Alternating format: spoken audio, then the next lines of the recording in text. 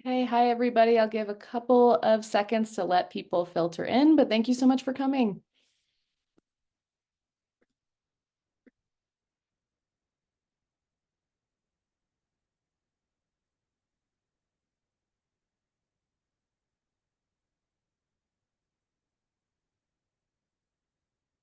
I'm gonna wait a little bit longer, maybe start at 12:01 or so.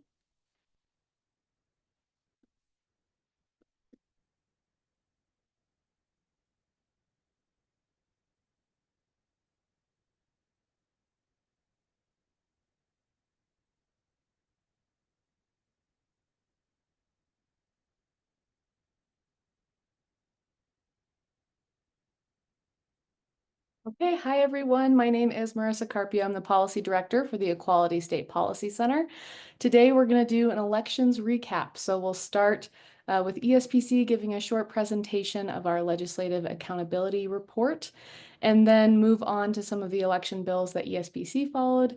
And then we'll head over to our expert panelists, Maggie Mullen and Mary Lankford, to ask some questions. So I don't think we have chat enabled, but we do have Q&A. So if questions come up, if you already have some in your mind, shoot them in the Q&A so we can get them answered by the end of the webinar. I will say our panelists participating in this panel does not mean that they agree with our positions, our stances, or that they even have any stances on legislation. So while I'm talking about all of these things that ESPC followed and what we think about them, that does not apply to our panelists. So please feel free to ask them their opinions or what information they've gathered on them. And with that, I will get started. So if you're new to ESPC, we are a nonpartisan coalition-based organization, and we advance fair elections and transparent government in support of all of Wyoming's communities. And we do this mostly through two kind of buckets. One is trainings and information. So trainings like this, our People's Review Live, and then also advocacy and lobbying at the legislature and other government committees and meetings. But I did want to start with a quick question just to lay the land of our attendees. I want to know, how did the 2025 Wyoming legislative session go for you? How did it feel? You don't have to give a full review of how, all the bills ended up, but just how, in one word or less, how did it feel to you? And I think if you go to that poll, there's a rating, or you can do a short answer. So feel free to do that. Looks like we have some low numbers so far. We have some of the questions. Yep, we're looking like we're under 5, which is not great, pretty low. Okay. Yeah, thanks for answering. I think for the most part, a lot of people would agree with you. I will say one word that describes the legislative session for me was overwhelm. There were so many bills in general, over 500 filed and numbered, and many more bill requests that we had heard about that we didn't know if they were going to show up. So it just felt like a lot. And we'll talk about all of the uh, election bills, which also made up a large percentage of those bills. And I should ask, you can see my screen, right?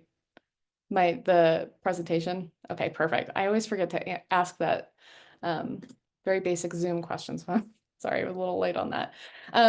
Moving on, the reason we brought back our legislative accountability project is because I think that a lot of people feel the same way as the attendees in this room. There were so many bills, there was so much going on that we wanted to recap it for citizens. We wanted to give the citizens their information to talk with their legislators or their communities about issues in elections in our 3 pillars, which are labor, conservation, and social justice. So we have coalition members in all of those pillars.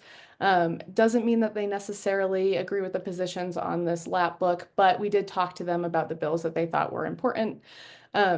the information in this book, it's their votes on those bills, background on any of the bills in the explanation of them, campaign contributions, so individual and non-individual contributions to that candidate or that legislator, contact information, the bills the legislator sponsored, which we'll talk about in a little bit.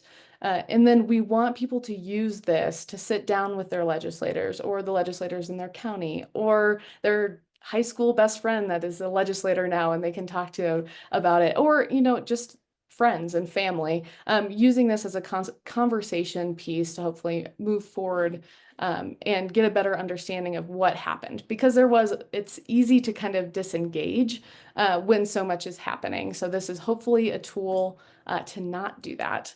But very quickly, I will go over some election bills, some non-election bills, but these are all of the bills that are encompassed in that LAP book. First is House Bill 249. And I will say also, all of these bills died. So none of the bills that we have in this book were passed into law, but the vote count is still important. It's important to see kind of where legislators fall on these things. House Bill 249, this would have changed our primary system to a runoff election. And what that means is if a candidate, and it was a specific subset of candidates, but if they didn't get 50% in the primary election, which would have been in May, they would have had another election in August. Senate File 98, that would have added a partisan affiliation to school board candidates in the general election specifically. Right now, it's a nonpartisan, what am I trying to say? Nonpartisan position. So it doesn't show their party affiliation. They're not in the primary under any specific party. The next one in that little leaf, and that'll be in the book, but that little leaf indicates that it is a conservation bill. So this is Senate Joint Resolution 2. And what this would have done is demanded the transfer of federal public lands to the state of Wyoming. And so if you saw the Keep It Public campaign that some of our coalition members participated in, this is probably the bill that they were talking about. Or I should say the resolution. Senate File 175, this is that little hard hat, means it's our labor pillar. This would have reduced the unemployment insurance by 6 weeks, so that the amount of time that perhaps labor workers could partake in receive unemployment insurance would have been shortened.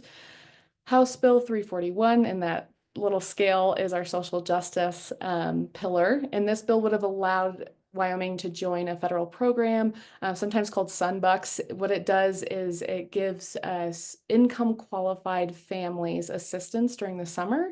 So if you remember, if you have kids, sometimes there is a federal assistance program to receive lunch. And so this would have continued into the summer when they don't receive school lunch anymore. House Bill 118 would have prevented land exchanges from private owners to the federal government, and then Senate File 124 would have added criminal offenses. It would have put a burden on local law enforcement, and all it had to do with concealing or transporting unauthorized immigrants. That was kind of a big bill. And all of those there's a little bit more in those paragraphs than what I've said. So please go look at them. Go look at the actual bill text as well, because you might not agree with some of the stances that we've put on here, and that's okay. It still provides you what the legislators voted on these bills.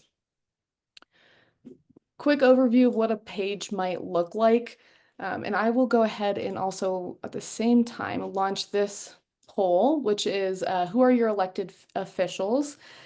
And something else I should have said is that Jenny DeSaro, our executive director, is helping me with tech in the background. So thank you so much, Jenny. But we have a question on who's your state senator, who's your state representative, and who's your county clerk. And if you don't know, hopefully Jenny can add in the link that shows all of the county clerks' names by, of course, county, and then the ArcGIS link to find your senator and representative. So please fill that out.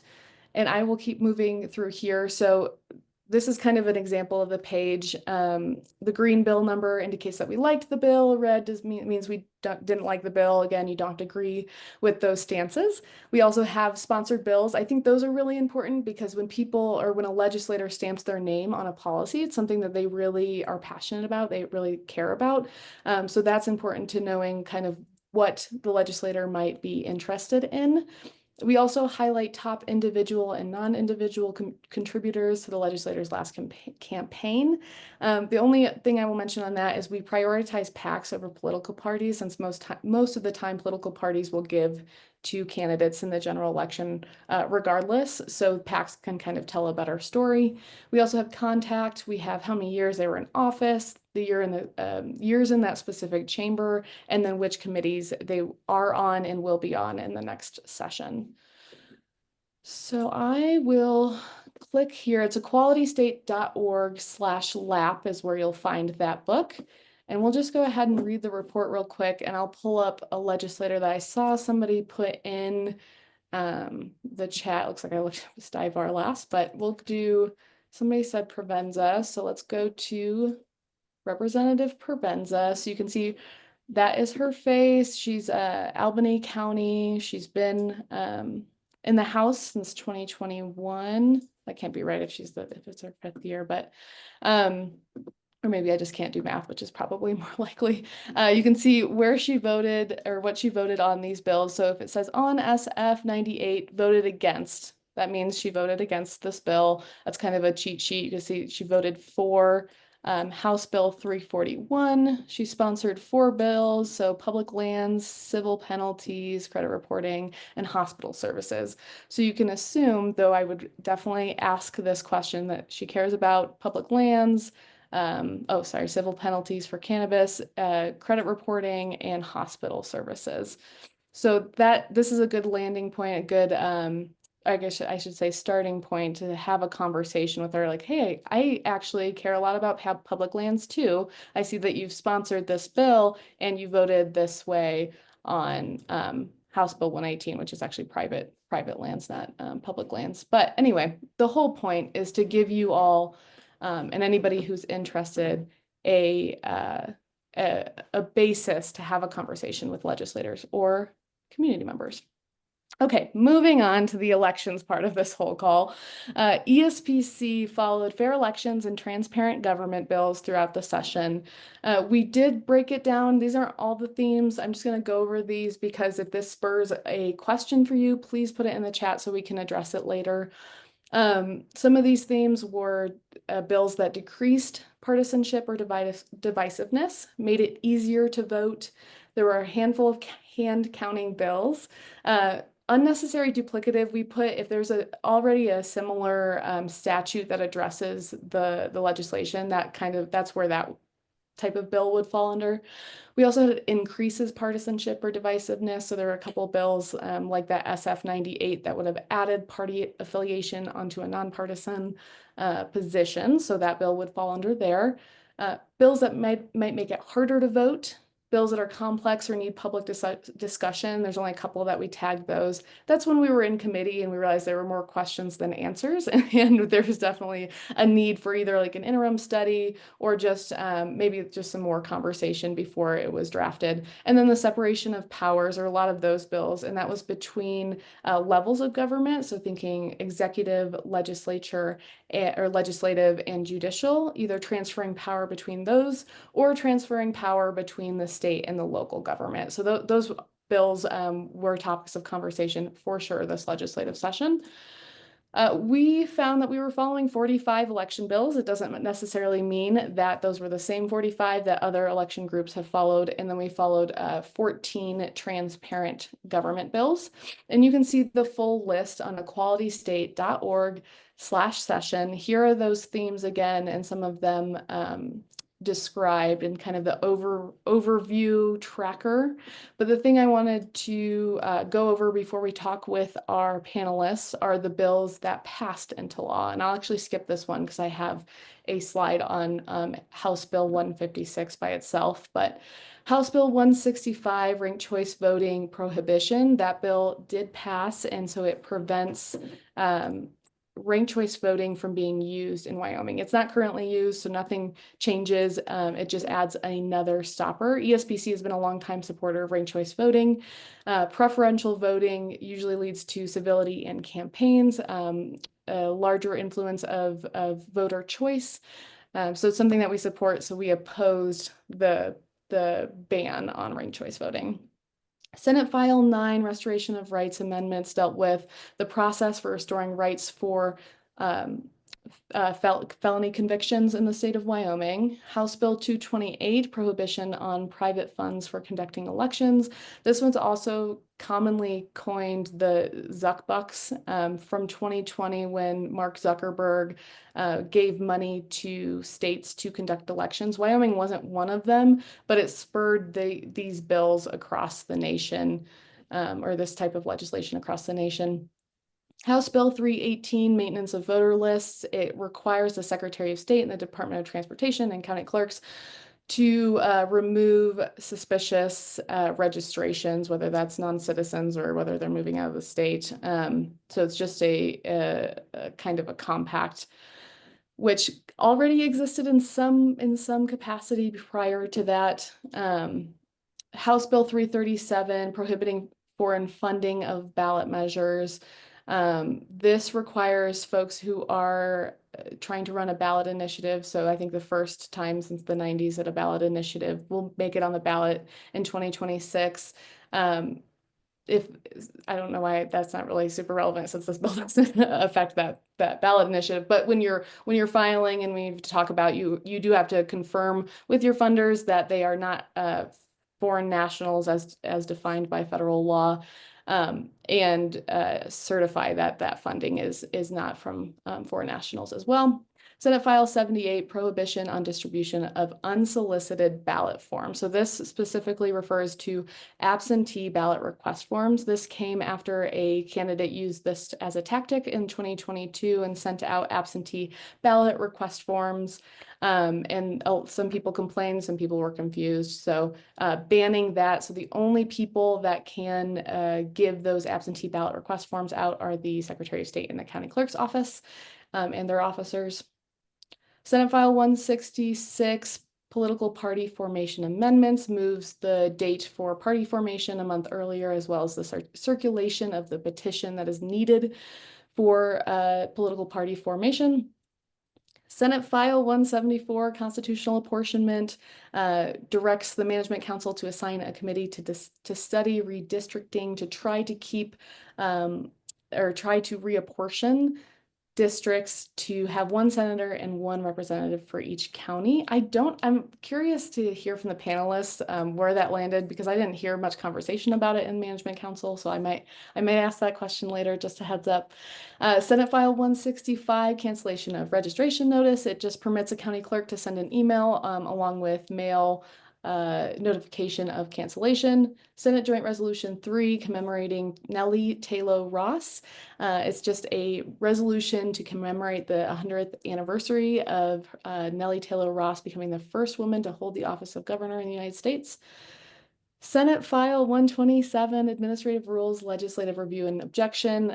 This just deals with agency rule making, and this was actually vetoed by the governor and then overrode by the House and the Senate. So it is going into effect, and I think Management Audit Committee will be taking this one on. And then last, Senate File 33, Non-Citizen Driver's License and ID Card Revisions. It spends, I think if I'm remembering right, $67,000-ish to add not a US citizen to Wyoming IDs. And the reasoning that was provided was to stop non-citizen voting, which of course we know does not occur in Wyoming. So we oppose this bill after hearing from constituents and members of certain communities who are legal immigrants who do not vote, that they felt this would brand them for doing the right thing, which would be having their papers, getting an ID. I won't go through all the failed bills, but they're all here. If you're interested, please go to equalitystate.org/session. I'll move, maybe I will move back to this presentation if it lets me. Our biggest priorities this session were to keep the ballot boxes. There were two bills that talked about banning ballot boxes. House Bill 131 was the complete ban, and then it was added into Senate File 190. Both of those bills failed. The second priority was no barriers to voter access, and we There were a couple of other bills that touched on this, but the ones I'll talk about: House Bill 156, that's bolded and underlined because it did pass. House Bill 157, proof of citizenship, did not pass. House Bill 206 and House Bill 160 referred to restricting what identification can be used to vote, and those two also did not pass. The last priority was no hand counting, keeping hand counting out of our elections. 3 bills referenced that, and all of those failed as well. So moving on, before we go into our panelist questions, I did want to give an overview as well as I could, and I'm sure Mary and Maggie will be able to add on to this. House Bill 156, the one that I keep saying, we're going to talk about it later. This is the proof of voter residency and registration qualification. So right now, I should say past, it's actually now until July 1st. To register, you do need proof of identity. After July 1st, you'll need proof of identity, proof of residency. You'll have to be in the state for 30 days, and you have to provide proof of citizenship. For the proof of residency, these rules will be promulgated by the Secretary of State, but if you don't have any of those documents, and I think, and I'll have to again ask the panelists when it comes time, that the Secretary can already promulgate those rules before July 1st, so we might see those before July 1st. But if you don't have any of those documents, you can sign it at an attestation. And then for proof of citizenship, that one actually does have a list, and that was added later into this bill after House Bill 157 failed, and that was still a priority that the legislature wanted to push forward. Within this bill, which is a little bit different than maybe some things going on at the federal level, is proof of citizenship could be a driver's license or a passport, but the confusing part for me in this bill says the language in there says does not contain any indication that a person is not a U.S. citizen. So there's a little bit fuzzy on what that means, who determines that, and by what parameters. That leads me to a whole list of questions about this bill, which I won't go through all of them. The one that I'll hit on, though, specifically is, why are we focusing on laws that impede access, that make it harder to register to vote when we have a 27% turnout rate in the primary election, with virtually no cases of fraud and the general public trusting our elections, which I think is what ESPC has continued to ask throughout the session. And it doesn't seem like it'll slow down anytime soon. So just going very quickly into the corporations meeting that will go over elections, May 8th through the 9th, which I believe is in 2 weeks. If I can do, nope, about a week and a half. See, this is the whole thing with my math. The county clerks will give an overview and a demonstration of an election with the Secretary of State, and the Secretary of State will review the 2025 legislation. My guess is he will talk about things that have failed and the things that have passed as well. That'll take up almost the full first day. So I definitely recommend, if you're in Lander on May 8th, please come, please watch the demonstration. And then of course, if you can't make it, it's available online where you can testify if you are so inclined. Though I think it's mostly going to be education based. I hope, I should say. I accidentally clicked on the wrong thing. I linked that photo, so it's not going to let me. There we go. Okay, now moving on to the more fun part. I am so honored to introduce our experts today. First is Maggie Mullen. She's the state government and politics reporter for WyoFile.com, an independent public interest news service. Her reporting focuses on the Wyoming legislature, elections, voting rights, and the state's evolving political dynamics. Before joining WyoFile in 2022, she worked for several years as a public radio reporter. Her work has been featured on NPR, Science Friday, Marketplace, National Native News, and PBS NewsHour. When lawmakers aren't in session, Maggie lives in Laramie with her family. Thank you so much, Maggie, for joining us. And we also have Mary Lankford. Mary Lankford is a longtime resident of Pinedale, Wyoming, dedicated over 3 decades of service as the Sublette County Clerk. With a wealth of institutional knowledge, she has played an active role in key state-level policy conversations, including redistricting and election administration. In her continued service to the state, she is contracted with the County Clerks Association of Wyoming, providing valuable information to legislators and closely tracking legislation to ensure that public policy is informed by on-the-ground expertise and experience. So thank you both for joining. And I did promise that I would read this disclaimer again. So although I presented all of those bills and ESPC's positions on them, they do not reflect the positions of WyoFile or the County Clerks Association of Wyoming. WyoFile's goal is to educate the public through information gathering and reporting, while the CCAW's objective is to inform legislators using their on-the-ground expertise. So they come from different with different goals, and I think that's an important thing to say. And also, they're a very important part of our state. So thank you both for being here. My first question is 45 bills is a lot. And I'm inclined to say it's probably the most election bills that Wyoming has ever had in a single session. And so what do you think the reason behind the high volume of bills was? And Maggie, I'll start with you and then we'll go to Mary. Sure.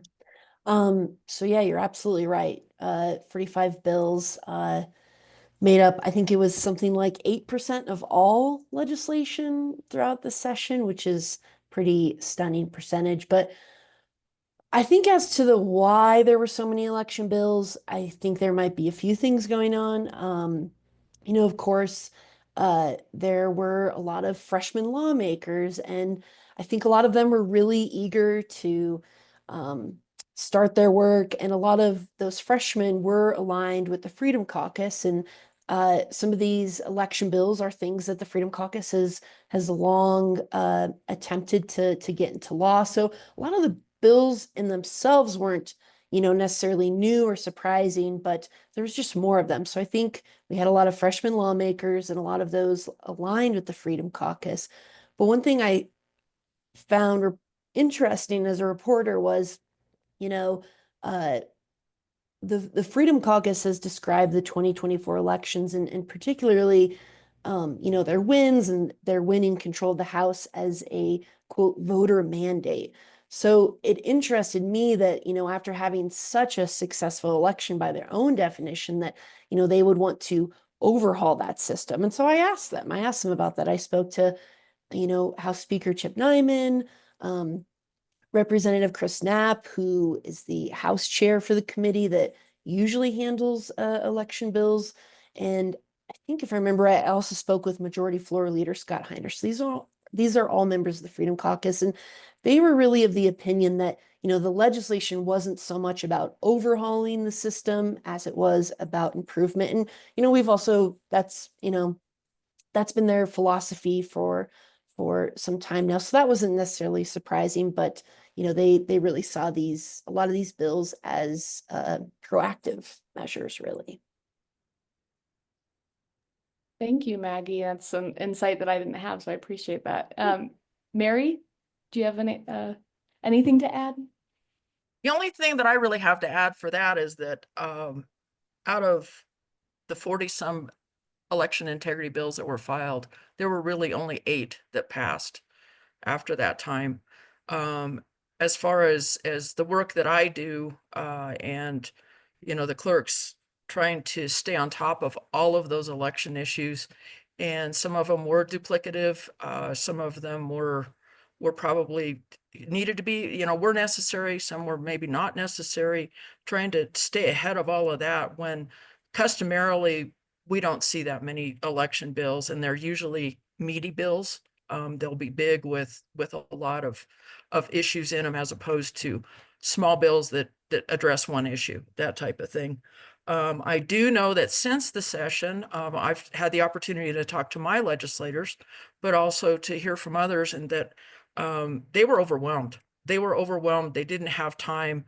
I know I was overwhelmed some days because there was so much coming so fast. There wasn't anything, and then all of a sudden everything started coming at once, and really concerned about the fact that you don't have time to really study those, get input, and be able to put forth good legislation.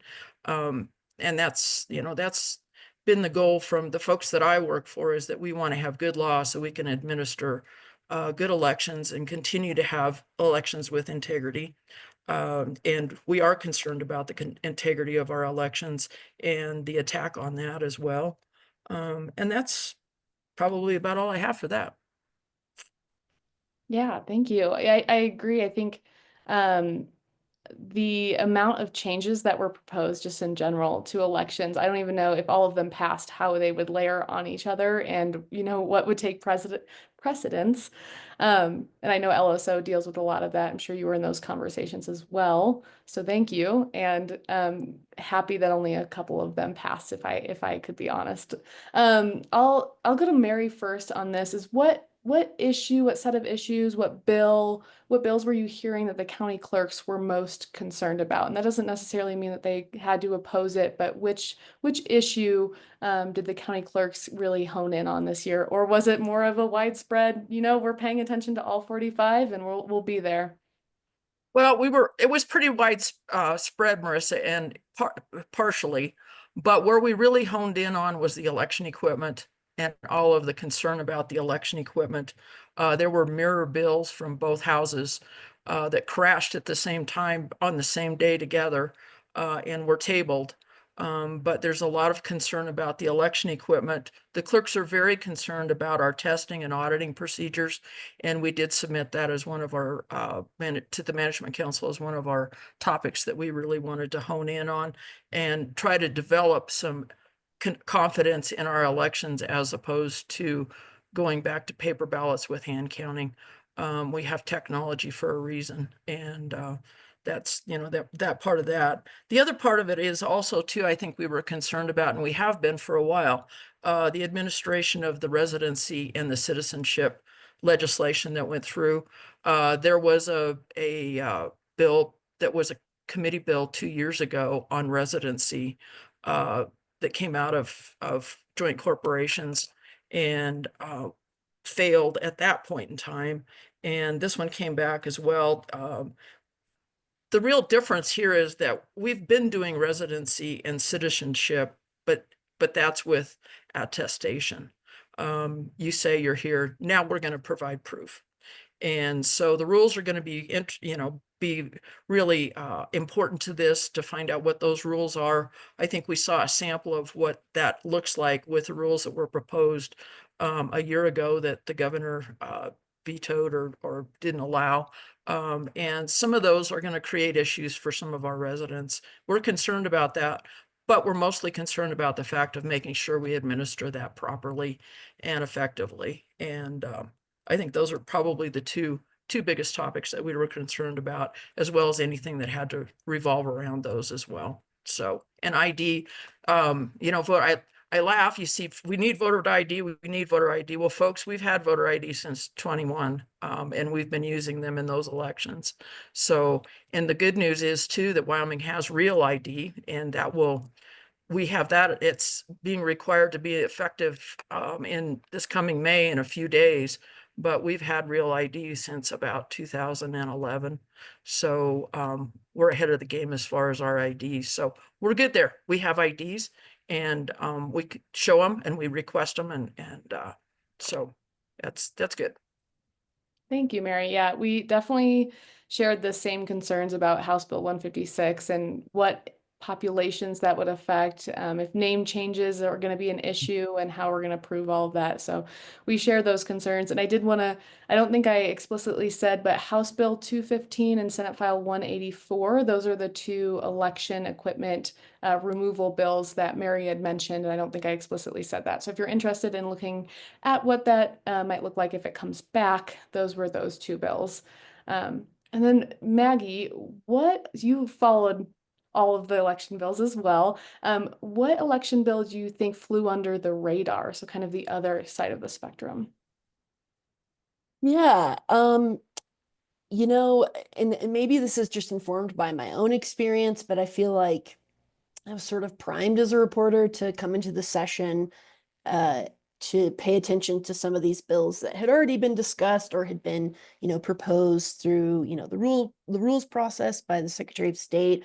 But I do think and you described it a little bit earlier, Marissa, the House Bill 249, the runoff elections bill. I don't know if I want to say that that was the one that flew the most under the radar, but not because people necessarily didn't know about it, but I think what I really tried to make clear to our readers was how much of a change that would be to our election system. I mean, to move the primary from August to May is a huge change for voters, but also just administratively. And it didn't really feel like that was a big part of the conversation for some of the first few weeks of session. But I also feel like, in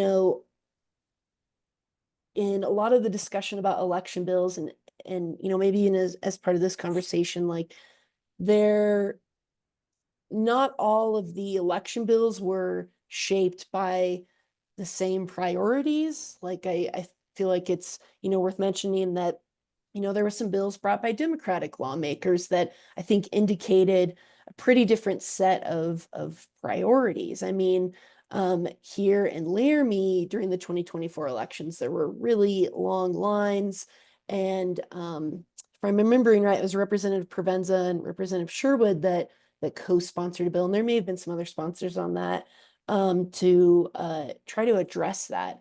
And, that was just one of 45 bills. So it's, I think, sometimes easy for, those to it's easy for one bill to not get as much attention because there's just so many. And especially compared to a bill that's about, getting rid of all election equipment or moving even the one I mentioned before about moving the primary up so much further ahead. There were some of these maybe simpler fixes that we just didn't come up as much or weren't as in the forefront. Yeah, thank you. And if I remember right, the voter work allowance bill, I think, Yeah. failed to be heard on time, and that's why it died. So that's just another example of you saying that bill didn't get the limelight. I mean, it didn't even get, I think it maybe didn't go to committee on time or didn't come out of committee. I can't remember exactly, but yeah, it failed because of lack of attention at the legislature too. So that's a great point. We do have some questions in the chat. And one that I think is on the top of everybody's mind, at least it's on the top of mine, is which of these bills do you think are going to be discussed during the interim? I mean, I know there's that review of all of the legislation in the first day of the corporations meeting, but I'm curious if you've heard anything else about what bills might make a reappearance. And whoever wants to go first on that one, that was a big question. Good question. Yeah. Um, You go ahead, Mary. I don't really have a good answer for you at this point in time. I know that there's going to be a review of everything, and they may, decide to pick and choose out of that. There are some bills there that were significant to various members of the bodies that they may want to be bringing back. I don't think they're going to bring back. There's a lot of them that weren't. There was a lot of other stuff, considering the fact that it's going to be a budget session coming. And how much time I think they've realized that they need to really spend to do quality work on their side and be able to be informed. That was, one of the problems that I heard complaints from legislators about is we just don't have time. We don't have time. So to spend the time now during the interim to take care of that, I would also think that they would hope that they would be concerned about continuing to support security and integrity for their elections, and to do things that would help that and be able to support the elections that we currently have. And yeah, that's. I'm really curious. I mean, I think Mary makes such a great point with this next session being a budget session and how that, can sort of inform lawmakers' decisions about just what's sort of practical for them to try to tackle. And the fact that next year is an election year, I guess I'm really curious to see what happens with some of the election equipment bills that we saw this last session, particularly because that is a big priority for the Wyoming Republican Party.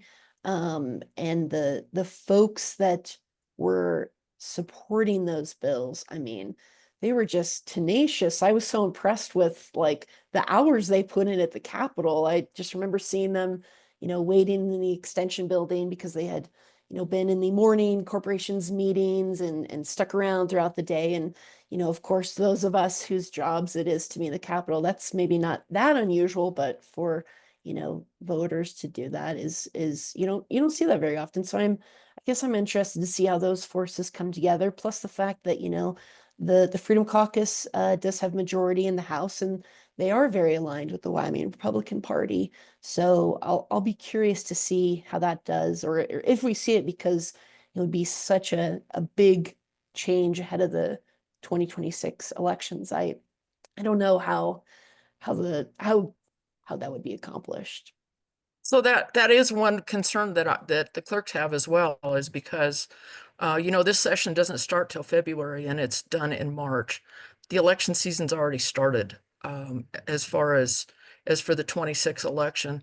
And of course, it's not the presidential year, but it's a big election because it's all the county officials and all the, and the governor and that type of thing. So to make a drastic change in March when your primary is in August, that's going to be a pretty impossible task to be able to do.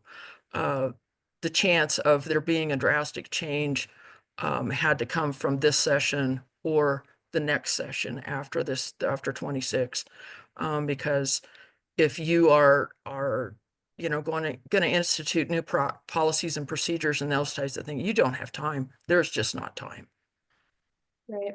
And I remember that being a concern for the party affiliation changes bill that went into effect. So that's such a great point that we're going to have a huge election next year. Any change will be a big one before a big primary like that. So thank you for sharing. And I know this question touches on both of you two, and I actually just got my property tax assessment, which is really exciting, exciting part of the year. But I did get that 25% property tax cut.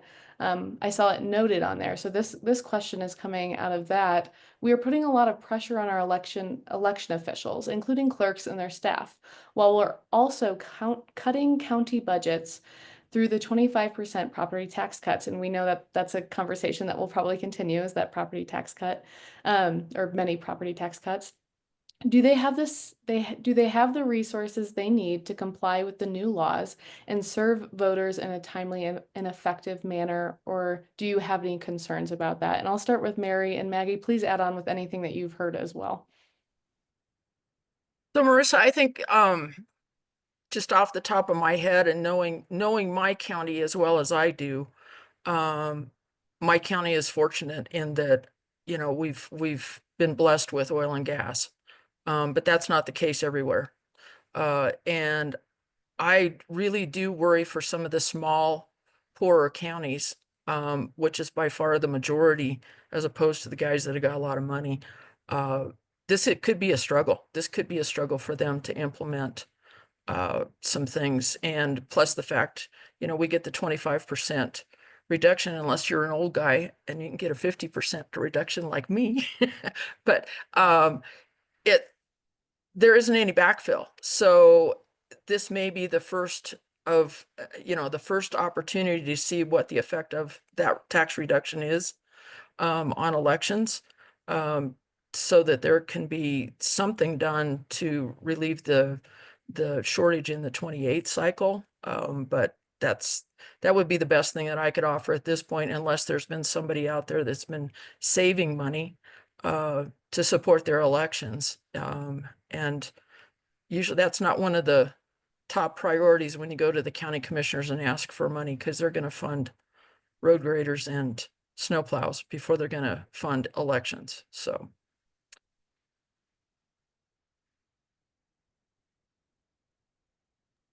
And Maggie, do you have anything to add or anything you've heard through your reporting? Yeah, I mean, I I think Mary did a great job of answering that. I do think, it's sort of remains to be seen. I mean, I know just sort of across the board, for example, my coworker Katie Klingsborn just did a story about, hospital districts and what the property tax cuts means for them. And what I really took away from that reporting was that, everyone's all these entities are, feeling the pressure.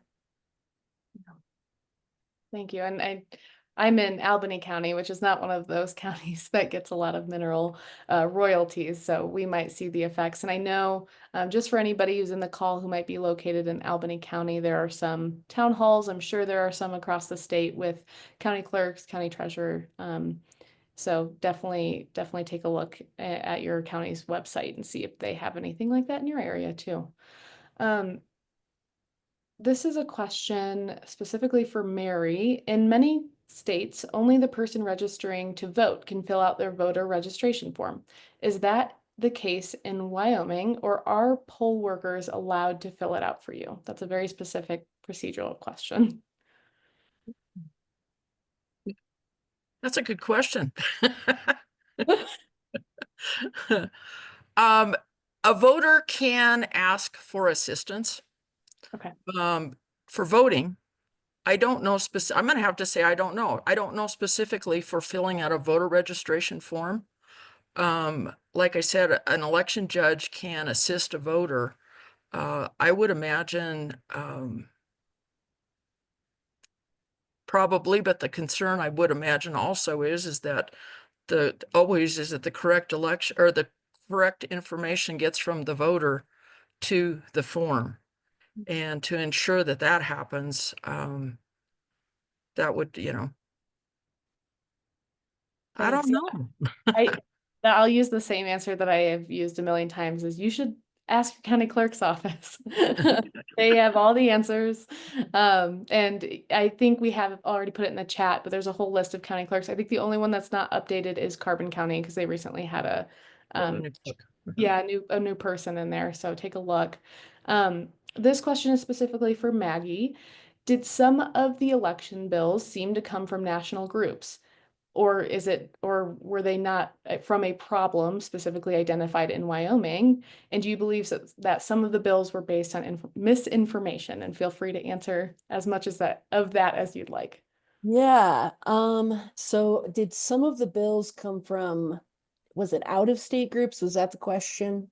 Yeah. I mean, yes. But I also think I think it's fair to say that some of the legislation was modeled after, legislation elsewhere, and that those could come from a variety of groups. Those could come from, I think maybe the person had mentioned ALEC, so those can come from ALEC. This could have come from, left-leaning. Like I think that I just want to be careful here, because I think that this is a very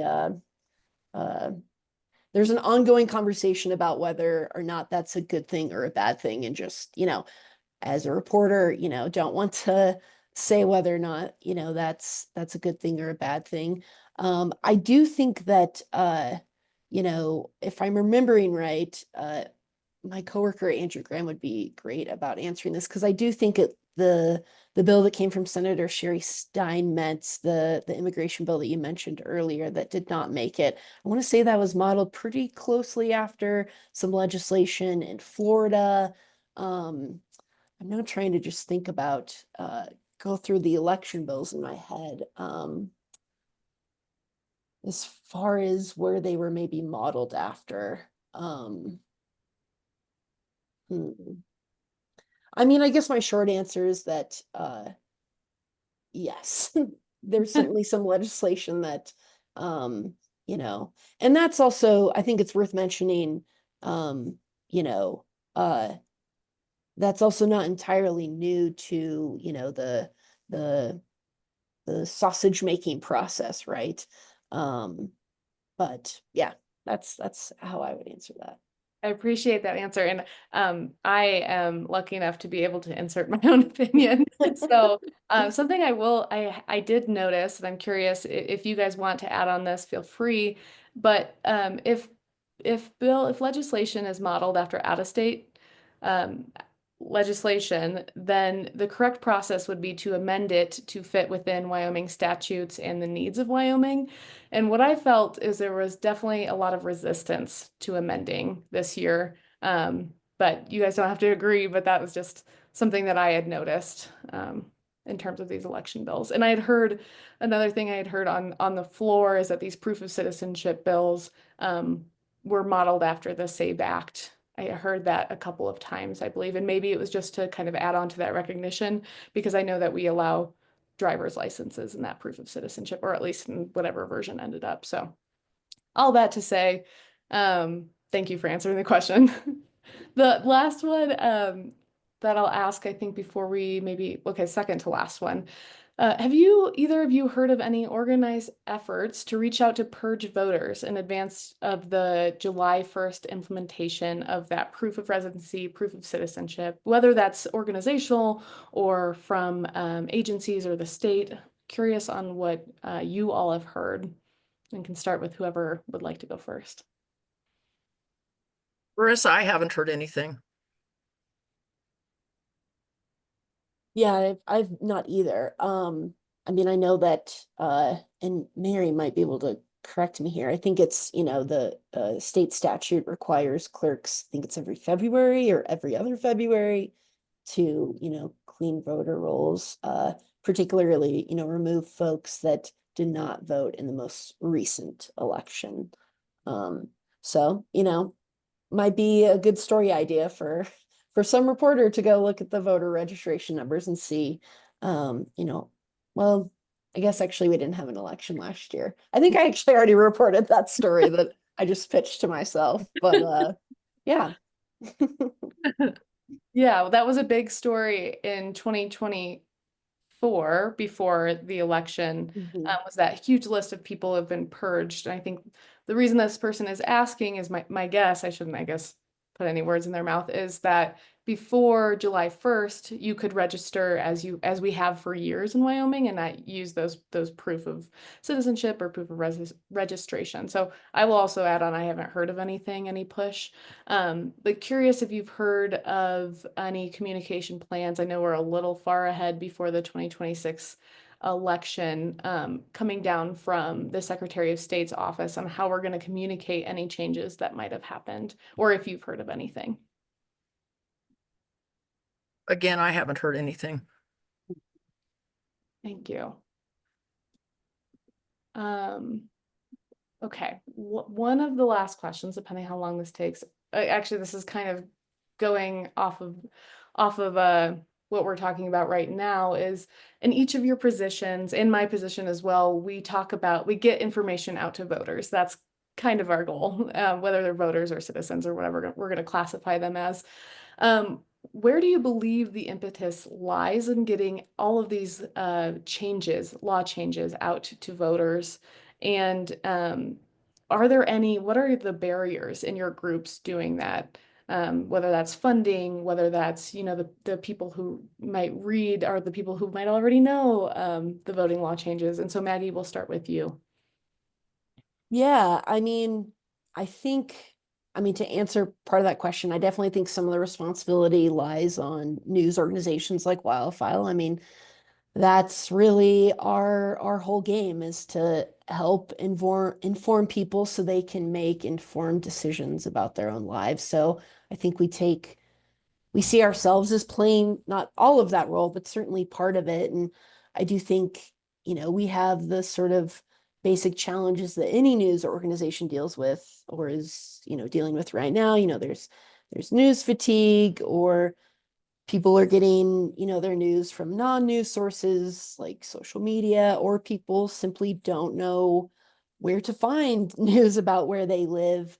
And I think in the context of elections, and voter information, I think people sometimes don't even know what they don't know. And what I mean by that is, uh, voters may show up to the polls and have, no idea, what is required of them, or they might not even know when the election is. They might not know who's running. I sometimes think back to I guess I would have been the 2022 election when former US Representative Liz Cheney was running for reelection, and WyoFile was doing some shoe leather reporting where we were, talking to voters on the street about, their thoughts on the election. And my coworker, Mike Kajmeril, encountered someone, I want to say he was, you know, at a gas station in Big Piney, and approached this voter, this resident, and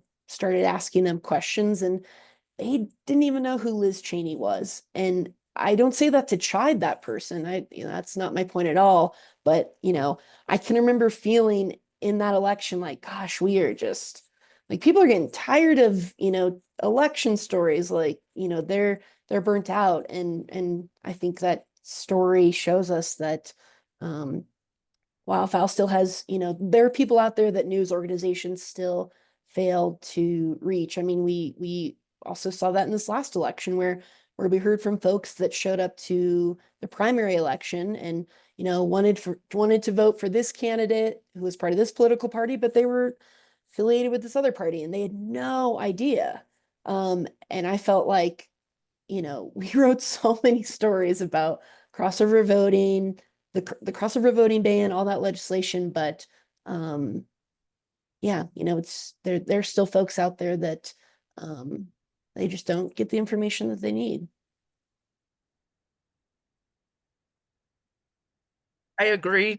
One of the things I think about is that there's a certain amount of advertising that the county clerks are required to do in relation to the election with the proclamations for the elections. They have to publish the sample ballots and those types of things, and that's all still in the newspaper.